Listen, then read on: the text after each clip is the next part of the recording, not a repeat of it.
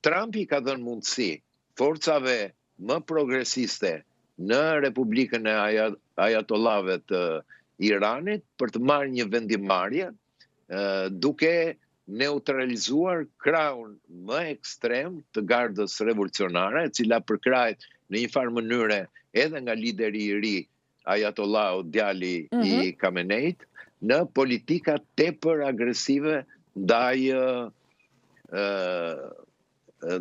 Shtetet Bashkuara të Amerikës. Pra, në një farë kuptimi e ka detyruar Iranin, i cili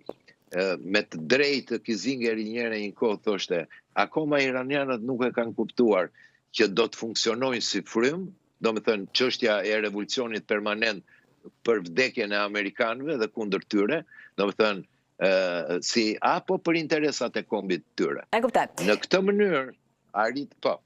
Jo, s'ka gjë, mbaroje, ambasador, se tek Irani dua të ndalem, se dhe atje duket shumë interesante situata.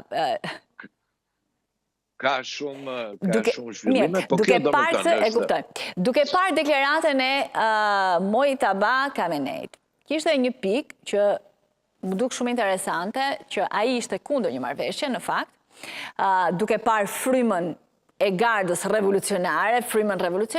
por tha se u bind nga presidenti Masud Pezeshkiani, që është më liberal në të gjithë këtë dhe shumë herë u fol gjatë kohës që ishte izoluar, që nuk e linin takonte Khamenei, që nuk e linin të merrte vendime, sepse ai kishte dhënë garanci që ne nuk do të humbasim. Për të gjitha justifikimeve, pra duket se edhe vetë Mojtaba Khamenei po i beson më shumë tashmë Pezeshkianit, presidentit pak më liberal, po them në frymën e tyre. Shumë e drejtë, dua të shtoj edhe diçka në analizën tuaj, Esmeralda, që është shumë e rëndësishme, së pari, vetë Ayatollahu lë një mënyrë për t'i faturuar në qoftë se dështon marrëveshja, pikërisht forcave më progresiste në Iran. Do me thënë, koka tjetër e Turkut që në qoftë se do të vendosen politika shtrënguese ndaj Iranit në të ardhmen për të arritur politikat që vetë presidenti Trump i ka thënë më përpara, dhe kjo nuk do me thënë që arritja e këtij memorandumi të bashkëpunimit nuk do të thotë që politikat shtrënguese të Amerikës do të çedojnë. Ishte faza e parë që ju mundsoi lirshmëri edhe frymarrje nga ana financiare të 300 miliard dollarëve të bllokuar për të ringritur ekonominë e tyre, por nga ana tjetër, kjo është një ekuacion që nuk ka zgjidhje brenda Iranit, ku dihet që 1/4 e popullsisë kërkon ndryshim të sistemit, dhe kjo nuk është një punë e Shtetit Bashkuar të Amerikës, por indirekt ndihmon duke përkrahur forcat më jo radikale, forcat më progresiste, për të marrë të drejtën e një marrëveshje të tillë. Pra,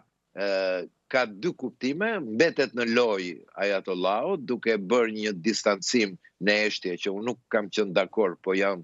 imponuar nga forcat, nga presidenti edhe nga grupimi i tij për të arritur një marrëveshje, për të lënë të mundur edhe një kanal të fundit që në qoftë se marrëveshja nuk arrihet dhe Irani mund të penalizohet në disa veprime të cilat sidomos nuk do të ketë asnjë kompromis për çështjen e pasurimit të uraniumit ose depozitave deri tanishme të groposura nga bombardimet e shkurtit të Shtetit Bashkuar të Amerikës, e gjitha këto do tregojnë që prapë do të ketë një mundësi që garda revolucionare edhe Ayatollahu të marrin drejtimin e vendit. Por them që në fakt pavarësisht kundërshtive, presidenti Trump arriti një fitore të konsiderueshme në marrëveshjen e paqes dhe duhet të shikojmë edhe rezultatet dhe analizat konkrete, Esmeralda. E kuptoj. Çapo shikoja dje në BBC edhe duke përfunduar një minutë. Jo, patjetër, po si është Jo, thjesht po shikoja dhe unë, se tani është të vështirë të ndash një analizë të ftohtë nga betejë politike në Shtetet e Bashkuara, por edhe mes Trumpit dhe Europës, sepse edhe në Europë duket se ka një betejë kundër tij. Pa diskutim, edhe kjo është kryesorja, po problemi është që do shduke Irani si një nga forcat rajonale të lindjes mesme, do prishe ky ekuacion, do të nxjihej Trumpi me Turqinë, e cila po shikonte potencialisht rritje të ambicieve të Izraelit. Pra,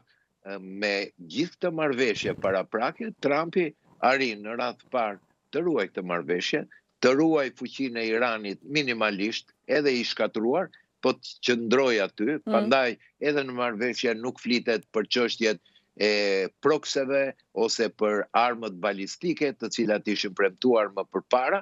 duke bërë të ndërvarur edhe politikën e vendeve të gjirit, 7 vendeve mbretërive të cilët janë tepër të pasuruara nga nafta dhe nga të cilët do ta shikojnë në vazhdimsi mbrojtjen amerikane si një mundësi për të mos bërë politikat të tyre të dalin jashtë orbitës të drejtimit